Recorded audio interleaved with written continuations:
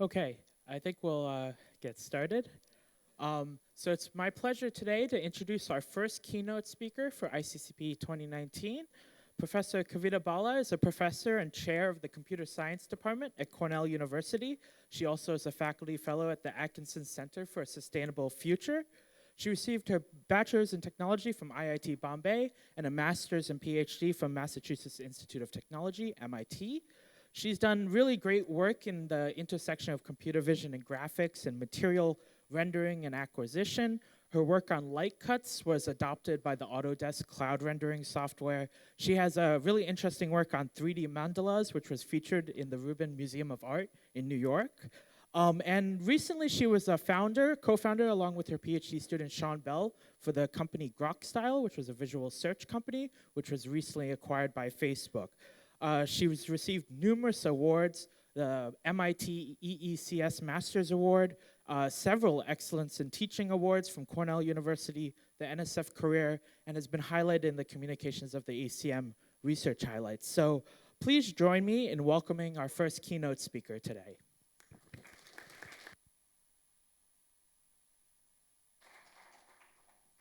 Thank you all. Does that work? Thank you for having me. Is that on? Not on. Oh. Well, if I stand here, can you hear me at the back okay? Or yeah, I think people are nodding. Still, you can hear me still? Yes? No? In the back. Okay, I got a thumbs up. Great.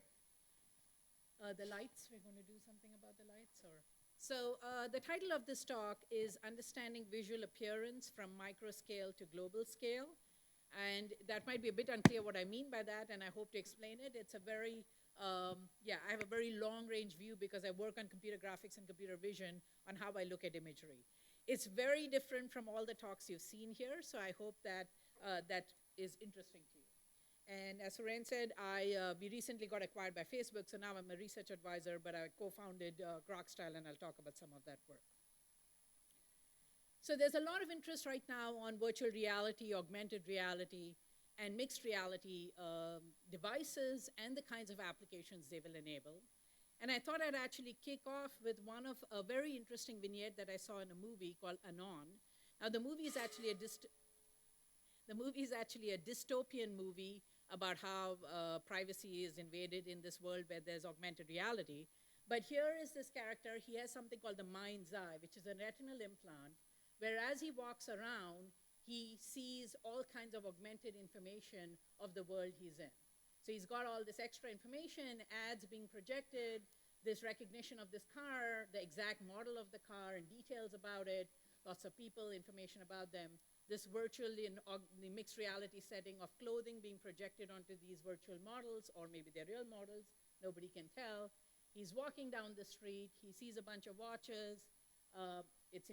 Immediately there's no signage because there's a recognition algorithm that immediately marks what it is. He wants to try it out. He tries it out, likes what he sees, and then or not, and then he decides to move on. So I thought this movie was fascinating in sort of giving an idea. There's many, many parts of the movie about how privacy is violated in all of this, et cetera, which I won't talk about. I'm only going to talk about the kinds of technologies, and most of you in this room actually build different versions, different pieces of the technology pipeline that would enable such a movie becoming a reality. And so I'm going to talk about different pieces, my research in it, and where I see the continuing challenges that as a community we need to address. So first piece, there are two different pieces of it. One is when you have a 3D model, when he held up that watch, there was initially a model shown in wireframe and then a fully rendered image of it.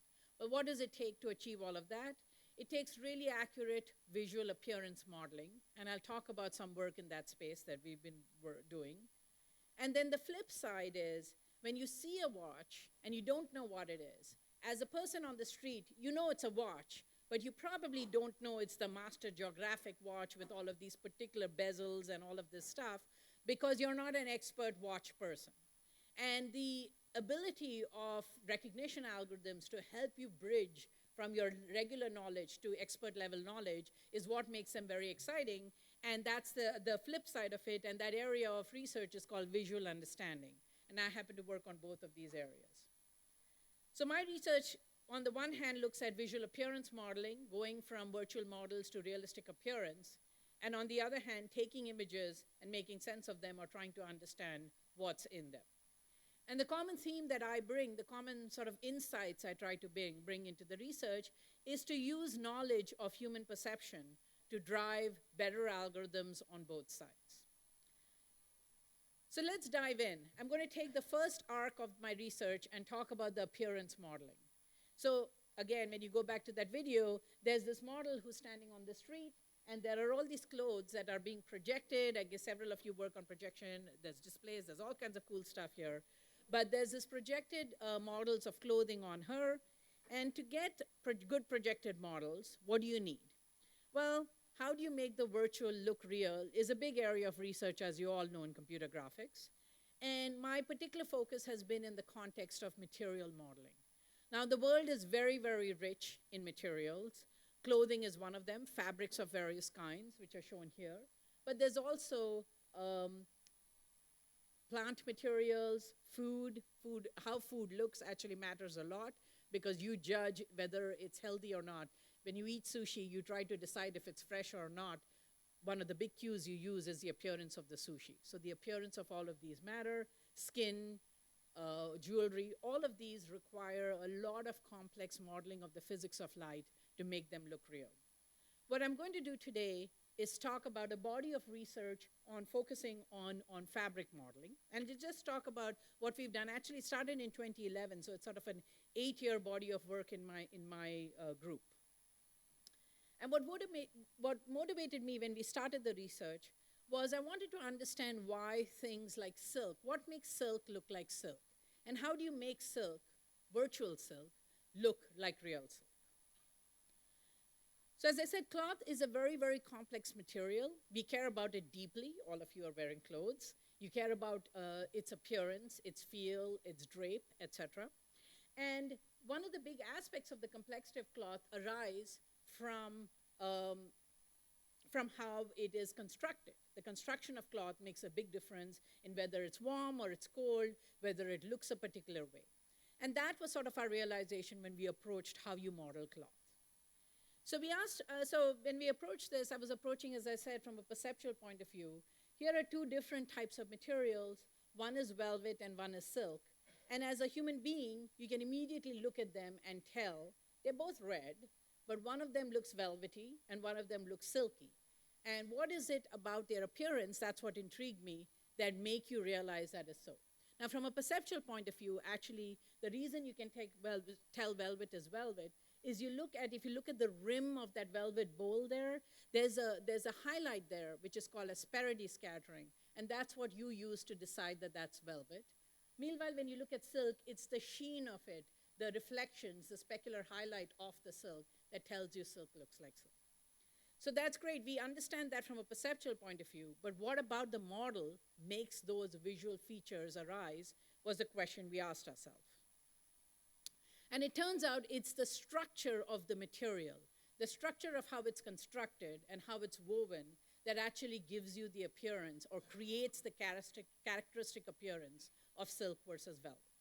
So what does the structure of these two things look like? Let me show you. What we did is we went and got CT scans of these materials. So on the top left is the material sample that we have of velvet. And in the middle are the CT slices. So CT scans give you slices, and I'll show you all the slices. We'll sweep through all the slices.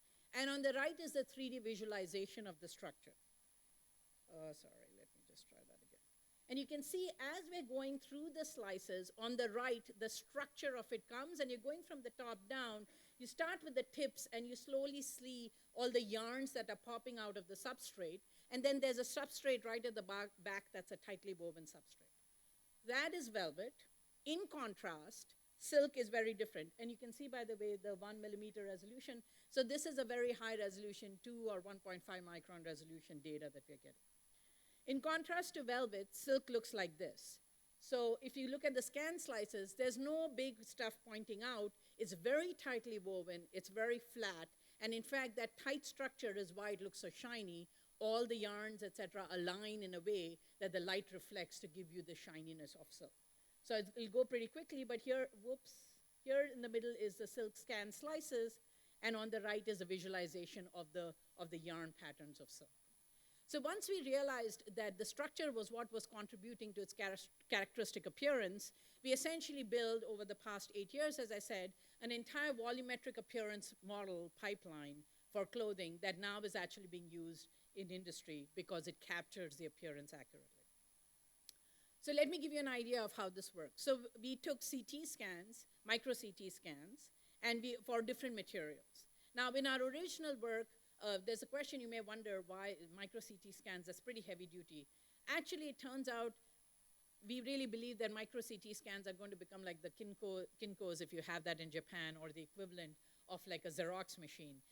You can send in samples to a facility, and for $200, they will give you back CT slices of it, and then you have this amazing data of that material. So we really think that this is a modality that is going to become much more used and much more popular. Once you have these CT scans, it turns out that you can add, in our first paper, we only had a single photograph, but in subsequent papers, we had a whole gantry used to get multiple photographs to capture optical information. And you can combine that 3D structure with the optical information for a final fabric model that hopefully looks like the original. So in the middle there is a photograph of real red silk, and on the right is our rendered image of the silk. So how do we do it? In our first paper, first few papers, we introduced what we called a microflake model. So these were like the earlier micro models that were there from Cook-Torrance model, for example. And the idea with the microflake model is instead they're volumetric models. So the idea would be that you have a volume and a yarn. Let me quickly show you. A part of a yarn looks like this, and there are voxels that contribute to that yarn, and in each voxel, there are 4 parameters of this microflake model that contribute to its appearance. What are these parameters? They correspond to different aspects of the 3D structure. So there's some measure of the density of the flakes. You're treating this 3D volume as some sort of flakes. There's a density of the flakes. There's their orientation, which are the 2 left properties. And on the right is some idea of the spread of the flakes, which is kind of like a specular lobe aspect of it. And the single scattering albedo, which is perhaps the most intuitive of all of these. So once you have this model now and your CT scans, how do you combine them together? So what we did is you get the fiber arrangement. So yarns are made of fibers, and the fibers have density and orientation, and you can get the fiber arrangement just by doing image processing on your CT data. So this doesn't require any optical stuff. It's all entirely processing of the density field that you get out of CT. And then you combine that with photographs that give you this appearance matching. So you take photographs of the material, and you combine that with these 2 parameters, the flake spread and the albedo, to get an appearance match between the model and the virtual model and the real fabric. And if you put all this together, you then arrive at, let's see if that works. Oops. Okay, there we go. Here are the structures on the left, and on the right you're seeing videos of them, so you can really see the highlights move, both of the velvet and silk, and you can see that it looks like the actual material is supposed to capture. So when we first did this work, this was a huge departure, and it's a very, very heavy model. And then what we did over time is, because we really thought this is the right way to model this, because it captures the critical aspect of the material, so that you don't have to fake the appearance, you don't have to fake the highlights. They just come out of the model directly in a natural way. We then built off it to then make it much more practical. So in the next body of work, the first piece of work only took a swatch of a single color. The next body of work, we added tiling to it so that you could tile these different swatches into more complex patterns. And one thing that's interesting is I want you to see this green pillow here. If you know this pillow, often there are bed sheets, et cetera, sold of this particular material. If you know that material, one thing that might be interesting for you to know is, in fact, the optical properties of the yarns in that green pillow are the same. While it looks like there are 2 different colors, it's actually only 1 yarn color that's used. It's just the weave pattern. There is a warp and a weft, and they're woven together. And depending on the weave pattern, you get this dark and light appearance, which is very characteristic to these materials, even though there's only a single color. Again, this is an example of something you wouldn't capture. If you're trying to fake it, with a simpler model, you wouldn't be able to do that. Capturing the structure is critical to get materials like that. And you can see that actually here, when you go in, you can really feel like you can almost touch it. And let's see if this will work. See, I gotta get my, yeah, there you go. And if you zoom in on that, you can see that that red aspect of the top of the rim is entirely based on the structure. The red versus the yellow, essentially the 3D structure determines the appearance. Now, when we started off, our early models actually took 500 core hours of rendering, which was crazy. So then we built, pre-computation-based techniques that took about 5 minutes to render on 32 cores. So that was, starting to get high quality at reasonable time. Still 5 minutes is a long wait. The next step was we had gigabytes of data to represent these models, but we realized that it'll be better to actually fit procedural models to it. That made a huge difference in making this technique practical. So we started off with these yarns. The yarns have a certain structure. They have often 2-ply or 3-ply. They have plies that are twisted together. Each ply, when you untwist it, is actually made of a whole bunch of fibers. And we actually came up with models that fiber appearance actually details really matter. When you zoom in on a material, it really matters how it looks. Now, you may say, well, actually, you're not the crowd that believes that, I think. Some crowds believe, well, for graphics applications, do we care? For entertainment applications, maybe not. But when you're using it for digital prototyping, for virtual prototyping with textile designers, every little detail matters because they use this in proxy of the real material, and it needs to look exactly like the real material for them to use a virtual prototype rather than the real prototype to make their decisions when they're doing their designs. And so if you put this together, then you come up with, so what we did in this next paper is we then actually fit procedural models to different yarns. On the left is a photograph, on the right is a rendered version with our model, and you can see it's a pretty good fit. So we fit models. There were about 22 parameters of yarn twist and yarn eccentricity, et cetera, that we fit to these models. And once you do that, you land up with a very powerful representation. So for example, here you have a cloth that has 2 different yarns, this pink and the blue one, that are woven in a particular pattern. If you have this 22 parameter model, which we fit entirely by looking at images and CTs, then you can untwist the yarns. And if you untwist it, you can get the completely different appearance that would happen if you had a very different physical yarn structure. The value of this is, so we've been working with textile designers. This is the kind of technology they need to be able to prototype the kind of design they want to do to see what kinds of yarns they should use when they're building their final fabrics. And our long-term goal is really this. In a real-world pipeline, in a production pipeline, you have an industrial loom with some physical materials, which are these spools of yarns, and some weave pattern that comes programmed from the textile designer that produces some real fabric. And what we have essentially created is a virtual pipeline that does the same thing. There's a database of yarns and 3D structure that's stored. There's a weave pattern that you can tile with the database volumetric data or with the yarn models that we have, the procedural models, and come up with the final volumetric model. And if you do that, then the hope is that you will not be able to distinguish between real or virtual. So here are the 2 side by side for a particular piece of fabric. We actually worked with a textile designer to produce, and hopefully you think they're close. They're not exactly indistinguishable. It turns out there's still some room to do in the appearance matching. The green's a little off, but a lot of that structure of the weave is captured. And just to tell you, the left is the real, and on the right is the virtual, but it's very good. Hopefully you believe it's very good. And so people can now use this potentially for prototyping. After we produced this work, this has become sort of the state of the art for producing very high quality fabric. Some work not from our group, Wu and Yüksel, then took our procedural model and actually put it on the GPU so that you can get interactive now feedback while you're visualizing these fabrics. And our long-term vision of this research is that you can use it when you're virtual avatars, for example. So there's a lot of discussion among the retail companies of smart mirrors. You walk up to a room or to a dressing room, you don't actually change anything. You just look at what's there, you try things out virtually. Now, this is actually a terrible depiction, but if you had the kinds of technology we've developed, hopefully you'll be able to really make purchasing choices based on that. That is a bottom line. It has to be at a very high quality for people to be willing to do that. And our hope is that these technologies bridge us to that point.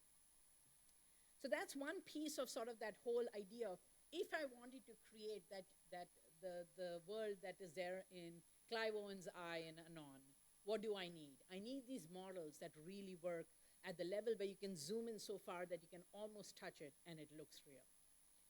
But that's only one piece. There's all these other materials, as I said.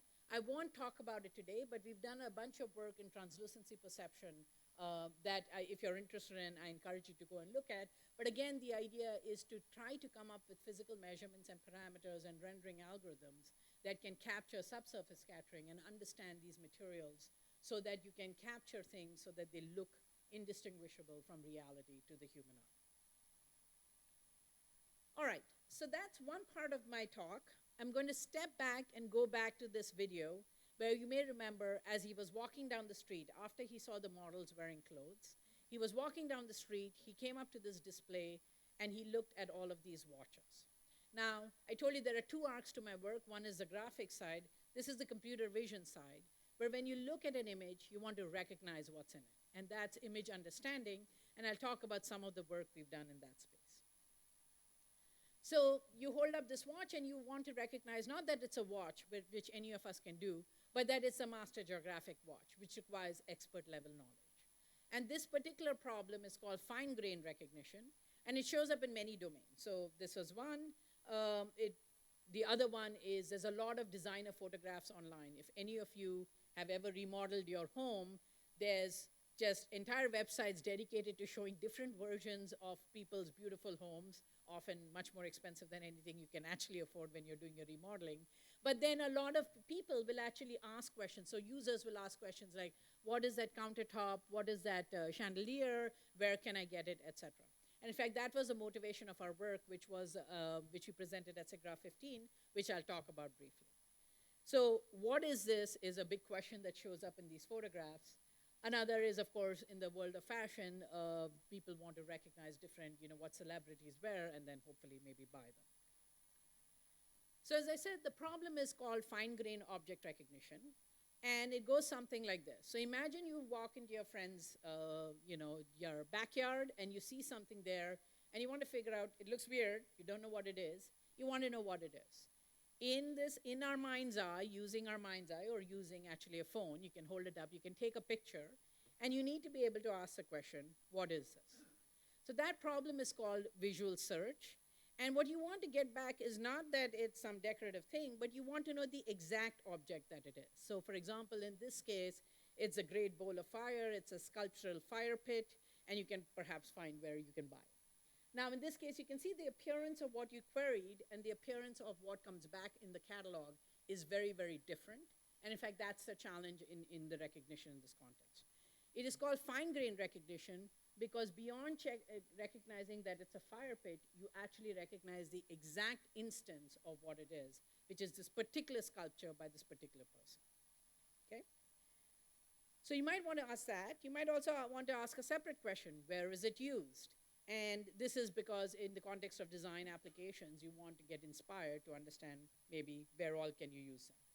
And it can be used as a fire pit, but can also be used sort of as a torch. And this is kind of a weird object, but that's exactly why you need inspiration. Often when you're designing, when you have a designer block, you're trying to figure out what to do in your home, you do exactly the same 5 things that you're always comfortable with. A lot of people go online to get inspiration, to break them out of their rut, and to be actually more creative. So the challenge for visual search is that you have basically two very different depictions of the same object. You have these very clean plate, what are called iconic images that come from a product website. And there's photographs that come from the real world. They are messy, they're in the wild, so to speak. They have different things going on for them. You can see the resolution of the camera is very different. Their appearance is very different, black versus red versus bronze for the bottom row.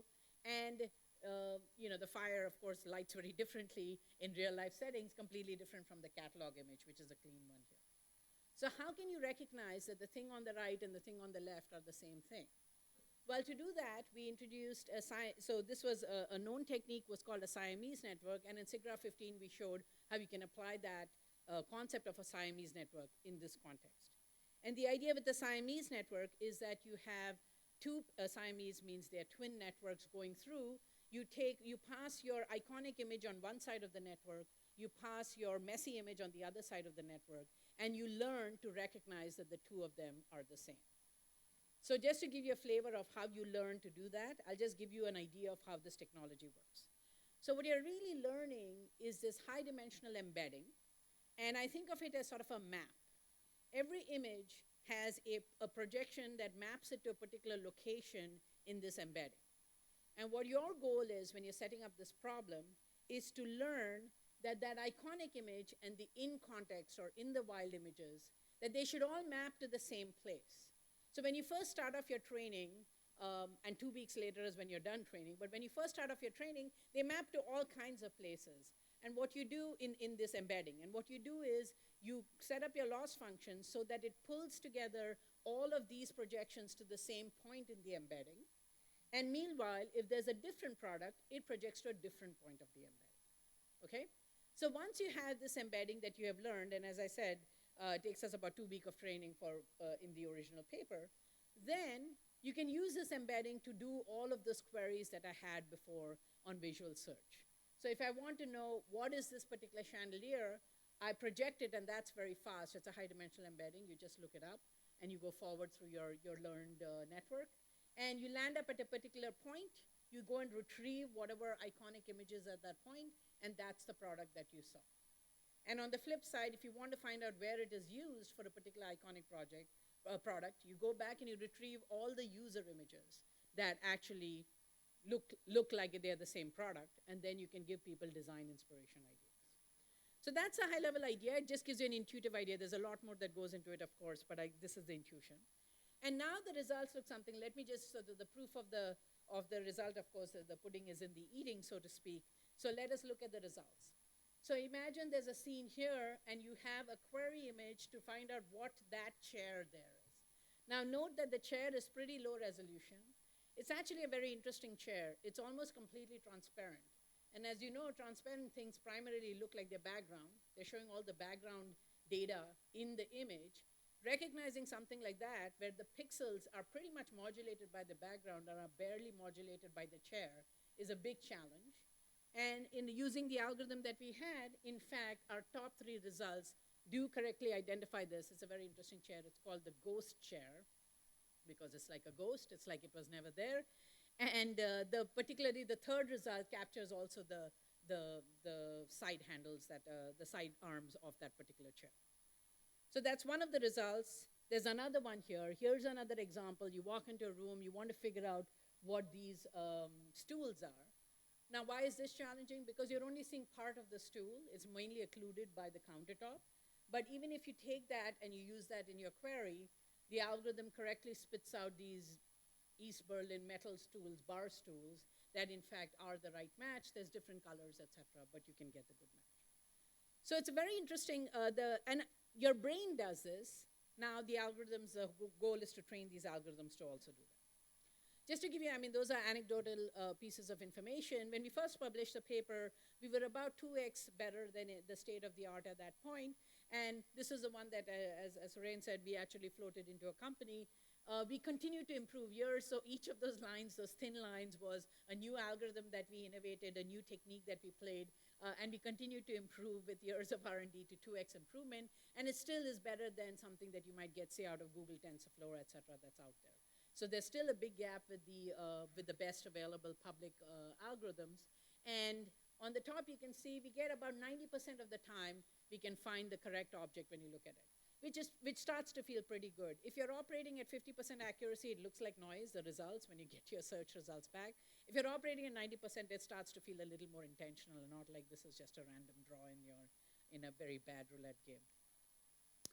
And then you can use this kind of thing in technologies like this. So we actually launched our product with IKEA. So IKEA had an augmented reality app where, actually I'll go back and hit it again. I think I'll try to hit it again. Let's see if that'll work. Yeah. So we can recognize all the objects. These are IKEA products, as you can see. Then, because they have virtual models, you can try different virtual models. So this is this AR, augmented reality, becoming true.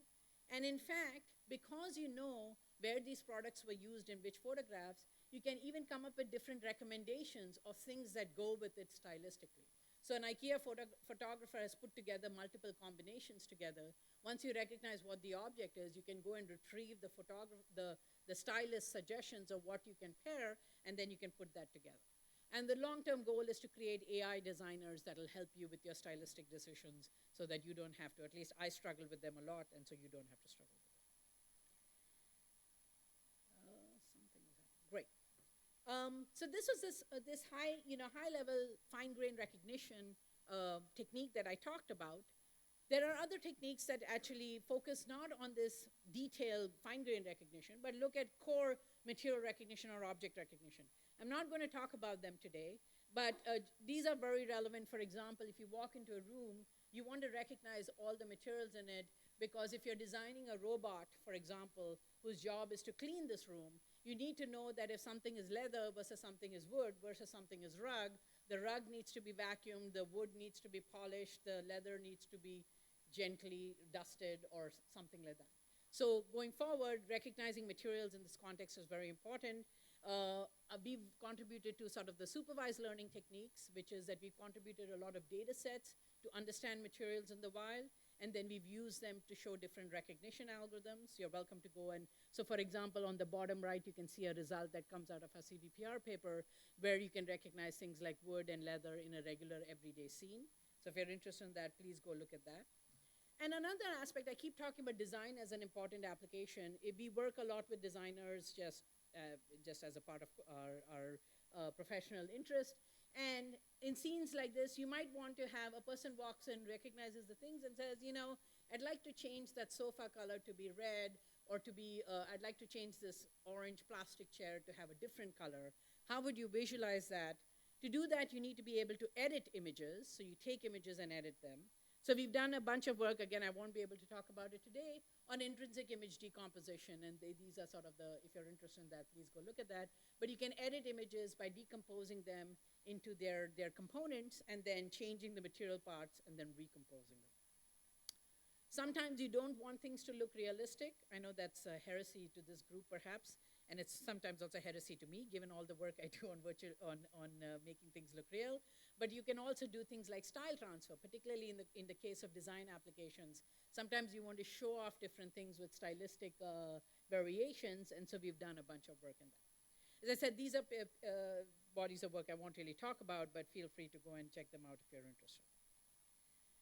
So that's one part of the work. This projector actually shines, it's right in my eye. Okay, so that's one part of the work.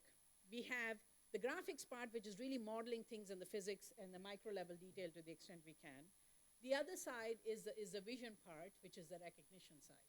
So there's a third piece, which was not there in that original movie, but actually is a big part of your life right now, which is often, and I showed you a hint of this when we were talking about the recommendations we did with IKEA in their augmented reality app.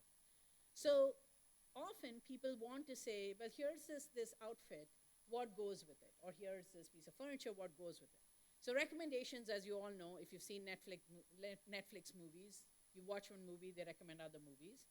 Recommendations are a big part of what we use in our daily lives, but having visual recommendations is actually very hard, requires understanding style. Separately, all of you probably are on some social network or the other. A lot of what is interesting to people is understanding what is trending now. What are other people wearing? Because I want to wear what other people are wearing, for example. So we've actually a completely different project, and so I'm switching gears and going to the global scale. Everything I've talked up till now was recognizing things at the micro scale, and now I'm going to go to the global scale and say, can I understand how styles are changing across the world? What is trending, what is not trending, what goes together stylistically? So that's been another body of work that we've done in my group. The key insight here is that the amount of information that's out there, visual information of the world we live in, is truly staggering. So every day there are about 100 million images that are uploaded just on Instagram of people recording their own lives, right? And these are the sort of monthly users on all the different places where people post imagery. So the question we asked in this project is, the first part of a talk, I was telling you how we do visual recognition. Let's assume visual recognition works, and it doesn't. There's a lot of research to do in it. There's a lot of exciting problems to still solve. But we will solve them, I'm pretty sure. Let's assume visual recognition does work, though. What new insights can I get about the world based on this crazy amount of data that's out there for free that people are posting about their lives? So we call this project actually visual anthropology, and we're actually working with a cultural anthropologist to try to mine the large photo collections of data that are out there to understand questions of how people live. So what is the world made of? So what do I mean by that? What are the different objects and materials in everybody's homes? Everybody's posting pictures of their homes. Can we develop sort of an understanding of how Japan is different from India, which is different from the United States? How do we live? What do we wear? What do we eat? Who are our friends? How do we congregate? And how does our behavior on all of these topics change over time? This is sort of a fundamental, there are deeper questions here about how human beings exist, but we want to look at mining visual data to understand these questions. I'm going to pick one particular project here. This is a much longer term project that we are just ramping up on. One particular project I'm going to pick here on understanding what people wear, but across the world, okay? So the question was, how do people dress across the world? How do you get to the bottom of this? At that time, Instagram data was available publicly, so we got Instagram data from 2013 to 2016, about 8 million people, which we collected from 36 cities around the world. And what we did is, in all of these pictures, we focused on the ones that had people in them, so we eliminated the ones that didn't have people. And in the ones that had people, we focused on the ones that had selfies, essentially. And as you all know, people take a lot of selfies and post them online. So we would get these selfies, and then we would do face recognition, though we didn't really face detection. We didn't do recognition, we just did detection. We localized the location of the face, assumed that what's below it is the body, and then analyzed what clothing people were wearing to understand whether we can build an understanding of how people dress across the world. To train a little bit our recognition algorithm, we collected a very small number of annotations, about 27,000 annotations. So this was a super small MTurk experiment where we collected data. We got 12 attributes each. I'll tell you what they are. And then we ran this on 8 million people to build an analysis of how people dress. So this is, each one of those pictures is one of the selfies. We annotated a very small amount, as I said, with these 12 attributes that look something like this. So there were attributes like, is somebody wearing a scarf or not in a picture? Is the neckline shape a V-neck or a U-neck or a round neck or something like that? Or a collar, is there a collar? What is a major color that you see? Is it orange, red, white, etc.? What is the clothing category? Is it a dress? And in fact, there's a full list here. It wasn't a very extensive list. There's lots of people who have done much more detailed taxonomies. This was us to get started in the first taxonomy that we had of clothing that we were using then to build these insights that we were excited about learning.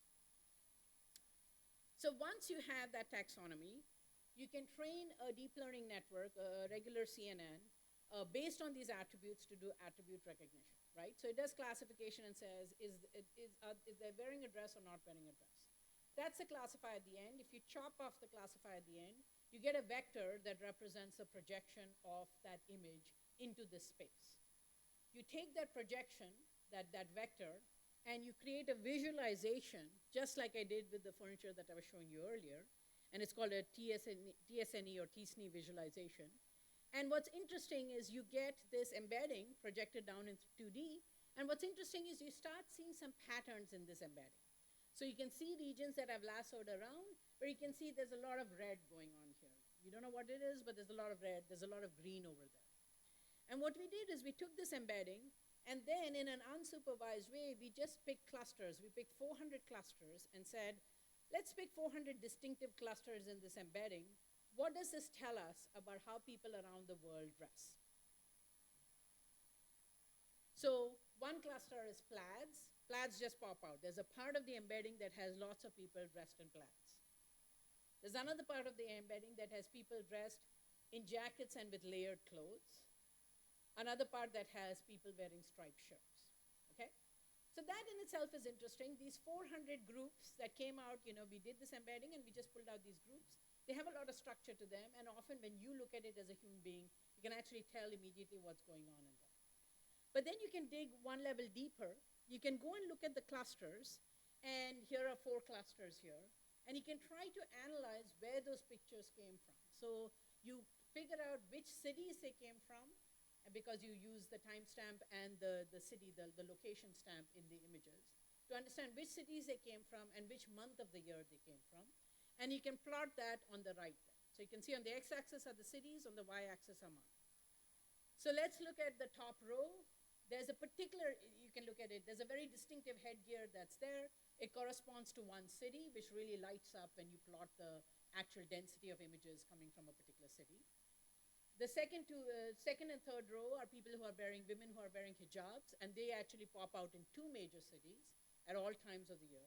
And this last row is interesting. It's not related to any given city.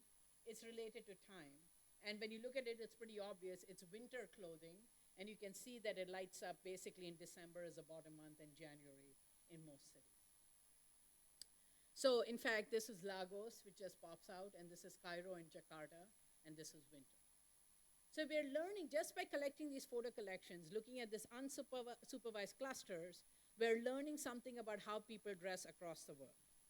So those are very distinctive clusters. Here's the flip side. If you're wearing a blue shirt, it turns out, or you're wearing a plaid shirt, and I see plaids and blues in this audience, turns out you're in good company. The whole planet wears blues and plaids.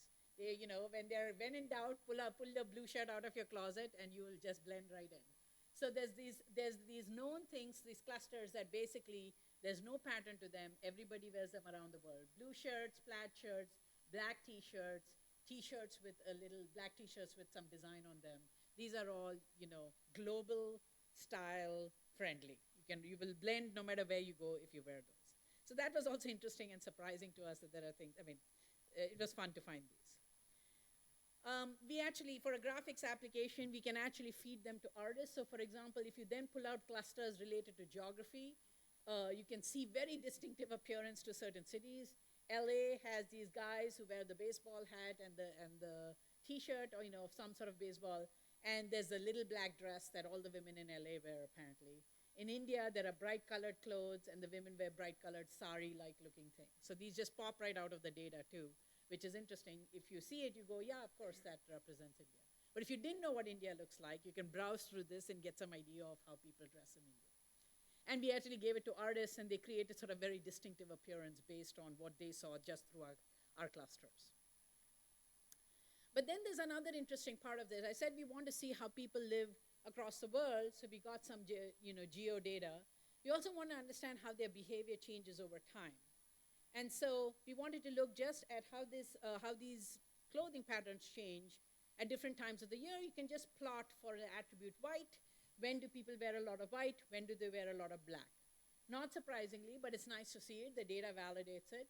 In summers, people wear white. In winters, people wear more black. And in fact, these two are anti-correlated exactly as you would expect. People all over the world behave in some natural way. Now, I say all over the world, there's a little cheat here, and we had a lot of northern hemisphere cities. In fact, you do see the behavior that southern hemisphere are exactly anti-correlated with the northern hemisphere in terms of white and black, which is logical because winter is at a different time at the exactly opposite time as in the north.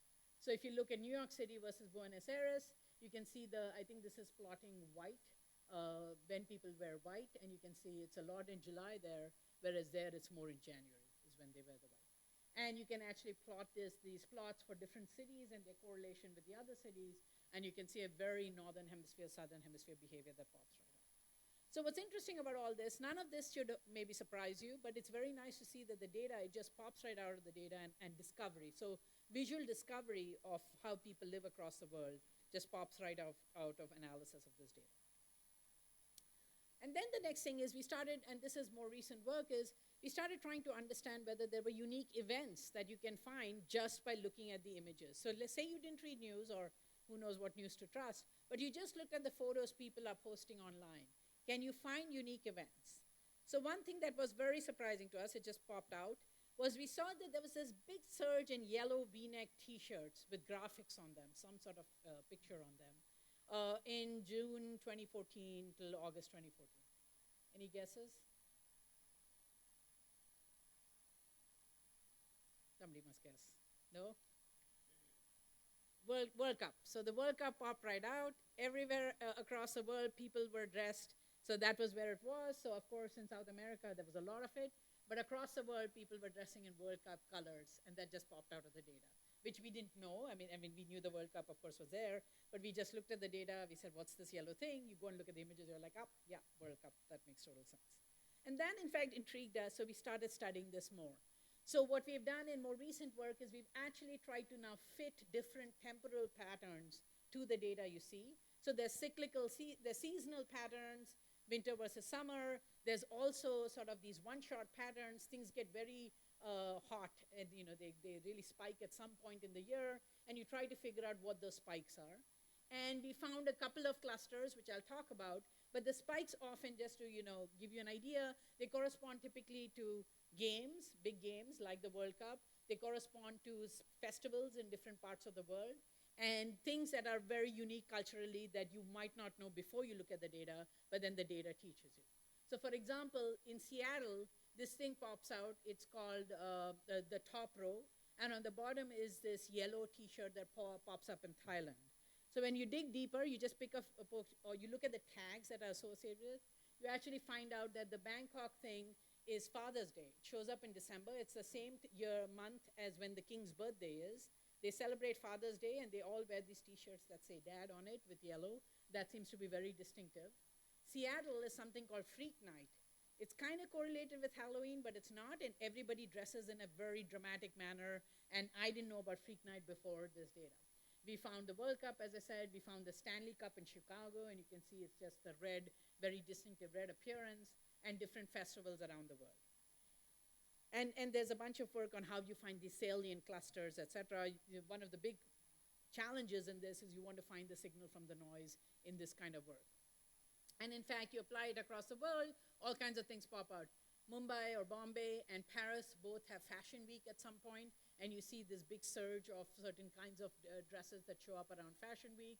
The Melbourne Cups in Sydney, that pops up at a certain time of the year. Everybody's posing for pictures then, etc. Halloween, World Cup, etc. The Nike Run in Johannesburg, people all dress a certain way.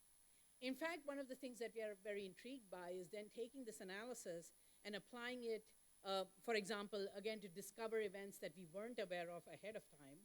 So, for example, we found this political rally. I don't know how many of you remember the Catalan Way.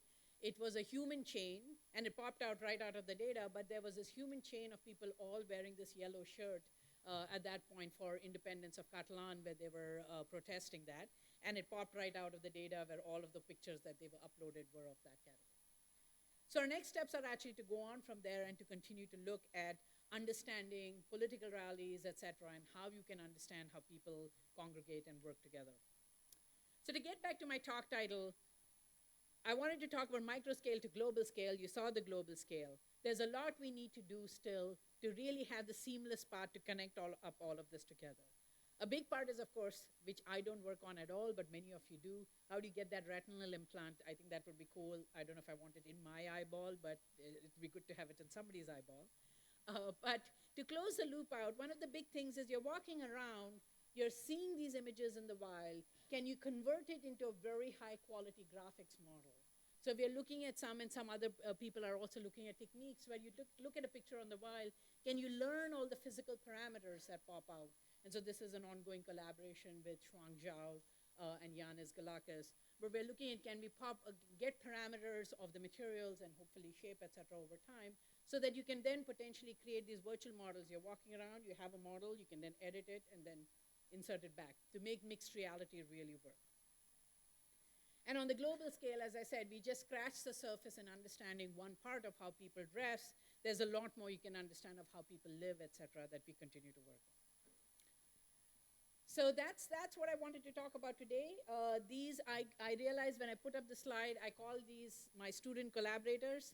3 of them are now faculty members somewhere, so they're not students anymore. But we started the work when they were still students. Yanis, Shuang, and Bei were all students when we first started the work.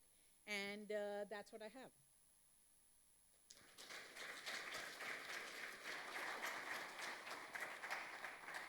Great. We have time for a few questions. Please raise your hand, and we have some mics running around. This is great. I have a couple of questions. One is cloth modeling. You said there's some 22 parameter model, right? So clearly it's not spanning the full 22 dimensional space, right? So are there new clothing that you can actually suggest to manufacturers to create from appearance, not the other way around? So if you explore all the 22 dimensions, they could create weird clothing, right? So the 22 was very physically defined. It wasn't 22 learned dimensions. It's 22 related to the yarn, twist, yarn, etc. Right. But yes, that's exactly right. We do. I mean, there are economic reasons why they don't go into certain places, but we can certainly explore the visual part, and that's why you need it to actually work. There are people who pay $10,000 for a dress. It's true, for something unique, right. Actually, there's the amount of work that's going on in the fabric world is fascinating. They're looking at things that are, they want to embed electronics in these yarns. That's what they really want. So they want these yarns to be their temperature. They want pajamas that will warm you up at night, and then when you get up, will cool down. There's all this cool stuff going on, and this fits into that world where if we can model it well, they can actually use that. Great. And another question I had in the global scale is, are all these Paris designers overpaid or not? Do they have a causal relationship? Do they have actually influence? Great question. Yeah, very good question. So we are working with a cultural anthropologist in the fashion world. And they have two different theories. There's sort of the top-down theory where a fashion house puts out a design and then it propagates down. And there's a movie called The Devil Wears Prada where it's this very clearly defined, what's her name? Meryl Streep had this outburst where she talks about how, it's on the runway and then 5 years later you're wearing it in that shabby sweater you're wearing. It turns out that the reason we called our work street style, there's a huge bottom-up influence. So, for example, baseball hats being worn backward. That's a very countercultural thing. There's a lot of rap artists. They define countercultural sort of, and now, of course, rap artists have big deals with the fashion houses too. But there's a countercultural aspect that comes from people doing crazy stuff on the street that slowly propagates up. The two theories, it goes both ways. And in fact, one of our goals is to try to validate which visual elements went from the fashion world outside versus the other way. We have one master's project, she just defended it. We're looking at something called, what are they called? Trucker hats. Have you seen trucker hats? They're baseball hats, except they come on the side. They're associated with working class people, but they've actually gone bottom up. They've gone to the runways now because they became very popular with Trump's election, et cetera. So we're actually trying to understand the flow, but it goes both directions. And our hope is we have enough signal that we can actually separate which direction it's going. The other thing we want to look at is actually how it flows out of different cities. Starts at one city, goes to different cities. Can we track the pattern of that spread is another thing. Yeah, so I also had two questions, I guess. So the first photograph you showed of the silk versus velvet, one aspect of the appearance seems to be not the, let's say, the photometric property, but the mechanical property of the fabric, right? Very much so. One of it is heavier, the other one is wrinkled. Absolutely. So have you thought about how modeling that would be modeled? Yeah. So there's actually a bunch of work. I've not worked that much in that space, but actually Doug James, who's one of our collaborators, is working in that space, and Bei Zhao has been looking at the perception side of the mechanics of cloth. Doug's been looking at the physical appearance, and Doug with Steve Marshner, who's also my colleague. So yes, there's interesting work to be done there, and in fact, one of the things with the mechanical part is, when multiple yarns cross, they contort each other, they distort each other, that changes the appearance, that changes the performance. So in that work, we have joint collaborations in different parts of it. We're looking at that whole piece because you need to model all of that to make it actually useful, again, for textile design. I guess the second question was sort of at the global level again. There seems to be an issue with data access, right? So like all the data you talked about was actually from a few years ago, and the question is who actually can collect the kind of data that you might need to actually be able to do all this? Yes, unfortunately, yes. Okay, so two answers. Firstly, Facebook closed the gates in 2016, kinda, if you read the news, depends on how you call closing the gates. I'm not going to get into that. So they have the data, and the question is whether we can get data outside. There are actually, Flickr has a lot that's on, so we've been switching to the Flickr data set. In fact, the reason I showed the Catalan way, that came from the Flickr data set. So there are still public data sets in which you can run this kind of analysis. You're right that a lot of it sits behind the different companies. And so we're trying to design the algorithms. Ultimately, the companies will probably run it on their data, which is unfortunate. In an ideal universe, we would have access, but there's all privacy-preserving aspects of it that we totally understand. One of the things that we're trying to do is see if we can come up with privacy-preserving ways, if you can block, if you preserve the privacy, but then you can do the analysis, that's still worthwhile. But yeah, data is important, and it's behind paywalls, so yeah, it's unfortunate. Great. Any other questions? If not, let's thank Professor Bala for a great keynote presentation. I think we're breaking for lunch